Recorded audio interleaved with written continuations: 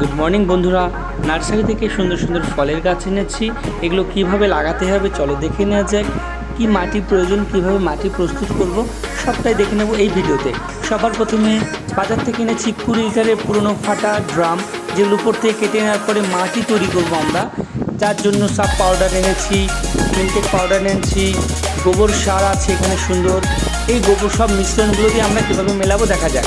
প্রথমে মাটিগুলো ঝুরঝুর করে কেটে সুন্দর করে পরিষ্কার করে নিতে হবে। এরপরে নিমকেক পাউডার যেটা আছে গাছের পোকামাকড় রোধ করে, এগুলো সুন্দর করে মিলিয়ে নেব মাটির সাথে মিলিয়ে নেওয়ার পরে আমরা দিয়ে দেবো গুঁড়ো খোল, যেগুলো বাজার থেকে এনেছি। মাটিটা নরম এমন হবে।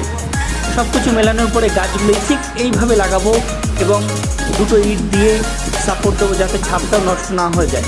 এগুলোকে সুন্দরভাবে ডেকোরেশন করার জন্য আমরা সুন্দর করে বাজার থেকে কালারিং করার জন্য আমি ইন্ডিয়ান ফ্ল্যাগের দুটো কালার নিয়ে এসেছি, যেগুলো করার পরে দেখো বন্ধুরা কত সুন্দর লাগছে। আরও যদি ভালো ডেকোরেশন করতে হয় প্রত্যেকটা কী কী গাছ সুন্দর করে লিখে দাও এভাবে, দেখো কত সুন্দর লাগবে। চেরি, মৌসুম্বি, স্ট্রবেরি, পেয়ারা, জামরুল হয়ে গেছে।